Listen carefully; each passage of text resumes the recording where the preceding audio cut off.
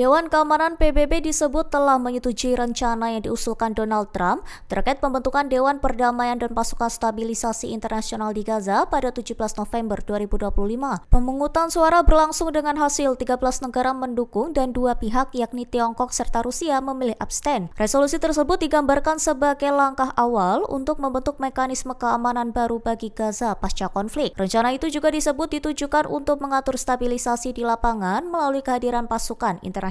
Namun, usulan tersebut dinilai memiliki satu kelemahan fatal yang memengaruhi efektivitas keseluruhan isi resolusi. Kelemahan itu muncul karena tidak ada satupun negara asing yang menyatakan kesiapan untuk melakukan pelucutan senjata Hamas secara paksa. Tidak adanya komitmen itu dianggap melemahkan tujuan utama stabilisasi yang ingin dicapai resolusi tersebut. Sejumlah pengamat menilai ketiadaan mekanisme pelucutan senjata membuat perjanjian itu sulit dijalankan secara nyata. Mereka menilai dokumen tersebut beresiko tidak memiliki dampak berarti apabila tidak dibarengi langkah konkret di lapangan.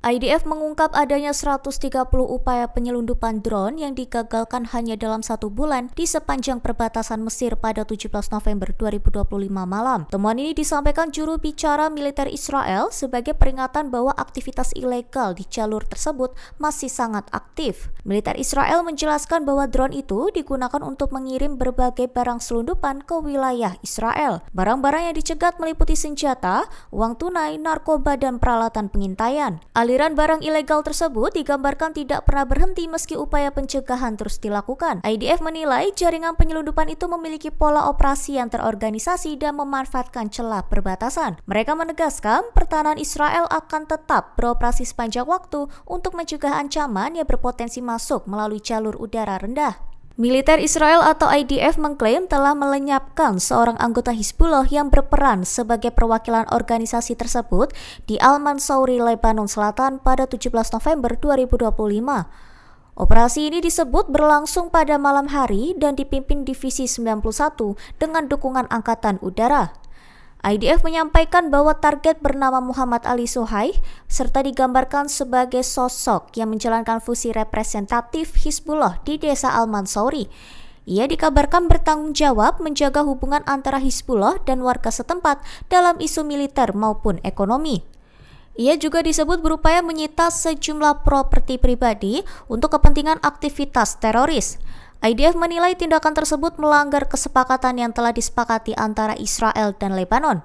Militer Israel menegaskan akan terus melakukan operasi untuk menghilangkan ancaman dan menjaga keamanan negara itu. Tiongkok menyampaikan bahwa kurangnya rincian dalam resolusi terkait Gaza dinilai sangat mengkhawatirkan. Negara tersebut memiliki abstain dalam pemungutan suara atas resolusi yang diajukan Amerika Serikat pada 17 November 2025. Tiongkok menjelaskan bahwa dokumen itu dianggap belum memberikan gambaran jelas mengenai peran Palestina dalam mekanisme baru tersebut. Utusan Tiongkok untuk PBB, Fu Chang, menilai resolusi itu tidak mencerminkan prinsip bahwa Palestina harus memerintah wilayahnya sendiri. Ia menegaskan bahwa Gaza adalah milik rakyat Palestina dan bukan milik pihak manapun di luar mereka. Fu Chang mengatakan resolusi tersebut tidak menunjukkan prinsip dasar Palestina memerintah Palestina. Tiongkok menilai Amerika Serikat seharusnya menjelaskan lebih detail mengenai pasukan stabilisasi internasional dan Dewan Perdamaian yang dibentuk lewat resolusi tersebut. Negara tersebut menganggap perlu ada penjelasan terkait struktur, komposisi, kerangka acuan, serta kriteria penyusunan kedua mekanisme tersebut. Tiongkok juga menyatakan kekhawatiran bahwa resolusi ini tidak memastikan partisipasi efektif PBB dan Dewan Keamanan. Download Tribun X sekarang. Menghadirkan lokal menjadi Indonesia.